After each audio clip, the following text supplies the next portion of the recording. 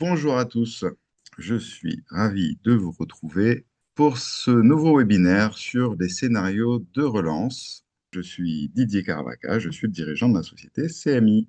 Donc au programme de ce webinaire, tout d'abord, je tenais à remercier le club des utilisateurs, puisque la fonction que je vais vous présenter, les scénarios de relance, ça a été lancé en grande partie par le club des utilisateurs. C'est une association qui existe depuis bientôt 10 ans. C'est une association d'utilisateurs, d'entreprises qui utilisent Wipsos, qui se réunit tous les trimestres et qui fait des demandes à CMI, notamment de développement, qui bénéficient à tous. Donc on les remercie pour cette bonne idée sur les relances clients.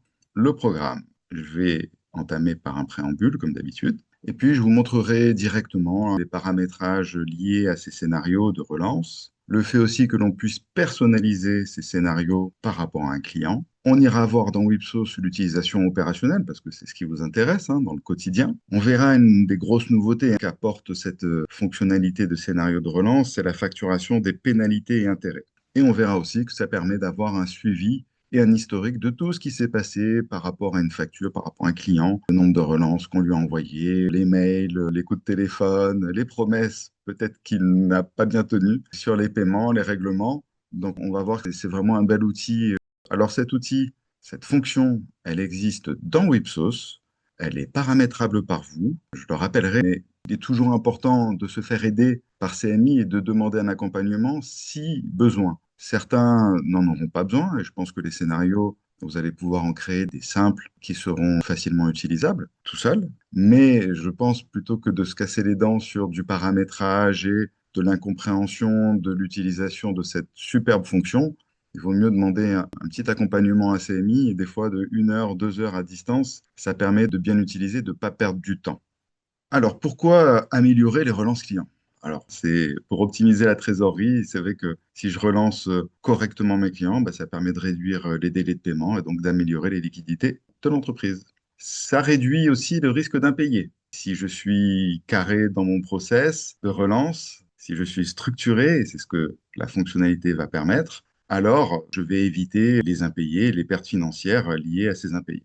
Ça améliore la relation client. Alors, je m'explique, c'est parce que on est professionnel et parce que on est structuré que l'on fait les relances sans oublier que les termes utilisés sont les bons en fonction des relances de niveau 1, de niveau 2, de niveau 3. Et on peut utiliser des pré-relances qu'alors la relation avec notre client s'améliore, même si on le relance parce qu'il n'a pas payé. Voilà, ça fait partie quand même de la relation commerciale, le paiement d'une prestation. Donc, c'est normal de l'avoir, mais qu'elle soit bien faite de façon structurée.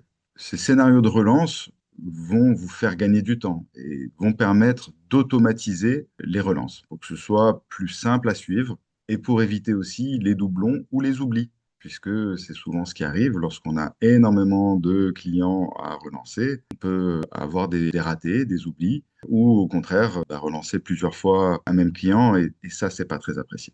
Et enfin, ça va permettre de plus facilement respecter les obligations légales et contractuelles, puisque vous le savez, les relances et surtout la facturation des pénalités et ou intérêts de retard, c'est une obligation. Comme toute fonction dans Wipsos, il va falloir paramétrer ces scénarios, donc avec des actions qui vont pouvoir s'enchaîner.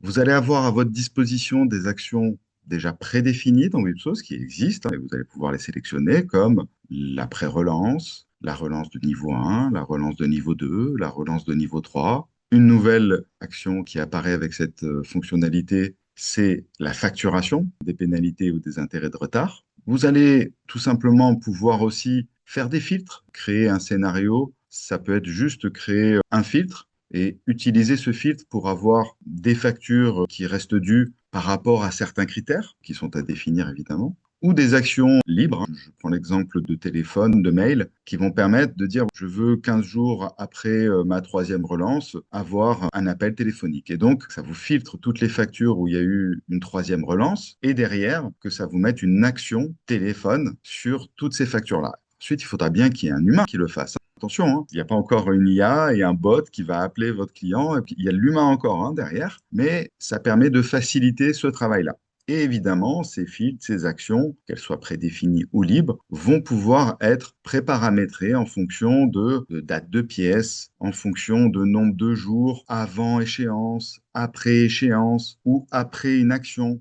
Donc, plutôt que de rester dans la théorie, comme ici, on va aller directement dans Wipsos. Donc déjà, les paramétrages. Ça va être dans le menu paramétrage, ici le sous-menu comptabilité, et vous allez venir dans les relances clients. Donc c'est un paramétrage que certains connaissent, puisque c'est là que l'on paramètre déjà les niveaux de relance 1, 2, 3 classiques. Je vais aller directement sur les scénarios. Et donc, comme de partout dans Wipsos, lorsque je veux créer un nouveau scénario, une nouvelle action particulière, alors je vais cliquer ici sur la création d'un scénario. J'en mets déjà plein qui sont en dessous. Je vais prendre le premier. Donc, on a créé ici un scénario de pré-relance à J-1. Le libellé sert quand même de repère et le tableau ici résume à quoi correspond ce scénario. Donc, ce scénario de pré-relance à J-1, c'est quoi? J'ai choisi une action qui était déjà prédéfinie dans Wipsos. C'est l'action de pré-relance. J'ai décidé d'indiquer au logiciel que je veux le faire sur les factures qui n'ont jamais été relancées. Donc, celles que j'ai déjà peut-être relancées la veille, je ne veux pas les relancer et les avoir dans mon filtre ici. Je veux uniquement celles dont la date de pièce est un an avant la date du jour. Alors ça, ce sera plutôt sur tout ce qui est troisième relance ou facturation pour pas avoir des vieilles factures qui datent d'il y a 4 ans, 5 ans, voilà, qui sont dans un autre monde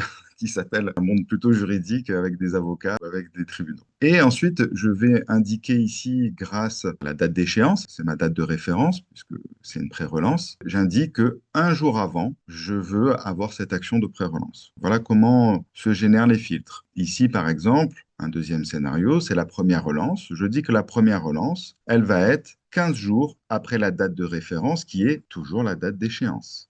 Donc, les scénarios première relance, seconde relance, je ne vais pas toutes vous les faire. Et par exemple, un scénario ici que j'ai créé, qui est un scénario avec une action libre que j'ai appelée téléphone. Donc là, ce que j'indique au logiciel dans ce paramétrage, c'est appel client suite à la troisième relance. Ça, c'est ma définition de mon scénario. Et donc, j'ai choisi cette action libre téléphone. Et ma date de référence, c'est la date de relance, puisque j'ai dit que c'était après la troisième relance. Donc, date de relance, troisième relance. Et après cette date de référence, c'est un jour après. Et j'aurais très bien pu dire, c'est 15 jours après. Voilà, c'est vraiment se créer son scénario. J'invite tous ceux qui veulent se créer des scénarios très structurés à les écrire sur papier avant pour se dire, voilà comment on veut organiser notre relance client. Une fois que vous les avez sur papier, c'est beaucoup plus facile de les paramétrer. Ça, c'est mon conseil. Et je vous montre un autre scénario qui est une action libre de mail après la date d'action prédéfinie téléphone. Donc là, ce que j'ai dit au logiciel, c'est qu'une fois qu'on a bien passé cet appel téléphonique, alors on envoie un mail de dernier avertissement automatiquement un jour après. Alors, j'ai été très court dans mes délais et c'était pour avoir de la matière à vous montrer. Mais normalement, vous pouvez dire, j'envoie un mail 15 jours après mon appel téléphonique ou 7 jours après. Et derrière, j'ai créé ici un scénario de facturation. Donc, c'est une action qui est déjà prédéfinie et je l'ai mise après l'action qui était préalable, qui était un envoi de mail. Et donc, après avoir envoyé ce mail, on lance une facturation. Et là, j'ai mis global parce que je vais facturer en même temps et les intérêts et le forfait de 40 euros. Au-delà de ces fonctions classiques, cette fonction de relance client permet vraiment de filtrer l'ensemble des factures qui restent dues. Ici, on peut très bien se créer un scénario qui dit je filtre, je veux voir toutes les factures dont l'échéance est dépassée de plus de 15 jours. Ça peut être juste ça. Et vous allez pouvoir l'utiliser uniquement comme ça. Allez, fini la théorie, je vais vous montrer comment on relance grâce à ces scénarios. Alors, déjà, rassurez-vous, Wipsos fonctionne à l'identique pour tous ceux qui ont l'habitude depuis des années de relancer à leur manière leurs clients. Ils peuvent continuer. Je rappelle que c'est ici dans la comptabilité, relance client, vous allez pouvoir sélectionner des dates d'échéance et je récupère toutes mes factures qui sont restant dues à telle date d'échéance et vous pouvez utiliser Wipsos de la même manière. En revanche, lorsqu'on a paramétré des scénarios, alors directement, je vais venir ici, je retrouve mes scénarios. Donc là, c'est les scénarios pour toutes les entreprises et je vais pouvoir voir, par exemple, mes pré-relances. Là, j'en ai énormément qui sortent parce que je fais pas ces pré-relances, mais ça agit vraiment comme un filtre. Seconde relance, première relance, troisième relance. Donc là, au fur et à mesure, ça descend. Voilà, c'est vraiment ici que je vais pouvoir filtrer sur l'ensemble de mes factures grâce à mes scénarios et à ce que j'ai paramétré. Donc, avec les 15 jours après la relance 2, voilà, les rappels suite à la troisième relance. Donc là, j'ai fait a priori tout ce qu'il fallait. Ici, pour les mails, à l'identique, là, j'ai déjà envoyé les mails correspondant à ce scénario. Je le vois parce que j'ai une petite cible ici qui me dit ça a été fait. Par contre, celui-là, je ne l'ai pas encore fait. Donc, je fais un clic droit sur cette facture et cette action de mail que je dois faire. Et je vais dire traiter pour la facture. Et automatiquement, ça m'envoie un mail. Alors, je peux me créer des modèles. Je vais vous montrer après client injoignable. Bon, je n'ai pas été très prolixe, ou le client en contexte de la réalité, etc. Donc, vous pouvez encore une fois avoir des modèles de notes. Je peux rajouter des pièces jointes, je peux ajouter la facture et je vais pouvoir envoyer à mon client. Et ce qu'il y a de vraiment intéressant, donc au fur et à mesure, je vais pouvoir faire avancer mon scénario. Donc là, vous l'avez vu, je l'ai mis dans un certain ordre qui me paraît logique. Une pré-relance à J-1, une relance 1, 15 jours après la date d'échéance, une relance 2, 15 jours après la date de la première relance, relance 3, 15 jours après la date de la deuxième relance. Donc tout est bien cadencé pour qu'à un moment donné, je puisse arriver sur la partie facturation, etc. Ici, c'est vrai que qu'on est sur des scénarios, là, c'est un scénario global pour l'ensemble de mes clients. Vous avez aussi la possibilité à l'intérieur de Wipsos, je vais retourner dans mes paramétrages de relance client, de définir une relance particulière pour un client. Donc ici, ça c'est pour tous les clients. Mais pour un client, il m'a demandé expressément de changer. Il m'a dit, moi j'aimerais bien que vos services m'envoient une pré-relance 15 jours avant. Donc pour ce client-là, j'ai ce scénario de pré-relance 15 jours avant que je peux activer pour lui. Donc, on va être en capacité de venir créer des ensembles de scénarios spécifiques à certains clients. Ou au contraire, des clients qui me disent, j'ai pas besoin de tout ça, m'envoyez pas de pré-relance. Je le fais pour tout le monde, mais lui, je le sors, le scénario de pré-relance, je l'ai sorti pour ce client. Et d'ailleurs, je retourne dans mes relances. Et si je veux uniquement gérer une relance pour Pyrex, ici, je choisis mon client Pyrex. Et lorsque je vais dans les scénarios, je n'ai pas les pré-relances. J'ai les scénarios attachés à ce client Pyrex. Je ne sais pas s'il me doit de l'argent. Il y a peut-être... hop. Ah oui, il me doit quand même de l'argent. Et on voit qu'il y a des scénarios qui sont attachés au client pour dire, attention, lui, il y a quand même des particularités. Chose importante, donc, on disait, c'est le côté facturation. Donc, pour la facturation, je vous montre quand même rapidement dans les paramétrages, il va falloir paramétrer ici des articles pour les pénalités, pour les intérêts, et vous allez pouvoir définir un taux avec un libellé pour la ligne de facture. Donc, attention, ça demande quand même un petit peu de paramétrage et de réglage pour que ce soit fait correctement. Et justement, sur cette partie facture, donc, je vais aller dans mes scénarios de relance et on va aller voir qu'il y a des scénarios de facturation. Alors là, j'ai mis les trois scénarios possibles directement pour vous les montrer. C'est la facturation globale. Donc, ça veut dire une facturation et des intérêts et des pénalités en même temps. On peut les séparer et faire des facturations pénalités d'un côté et ensuite une autre facture d'intérêt, ou soit l'un ou soit l'autre. Tout ça, c'est totalement paramétrable par vous. Mais si on est sur une facturation globale, le logiciel vient me dire que ces factures, elles sont envoyées pour le client Lidl Nord. Donc, moi, je n'ai plus qu'une action à faire. Je fais un clic droit et je fais facturer le client et ça va me générer automatiquement, par rapport à cette facture, les pénalités et les intérêts qui sont calculés en fonction de taux, mais que je peux changer aussi à la volée.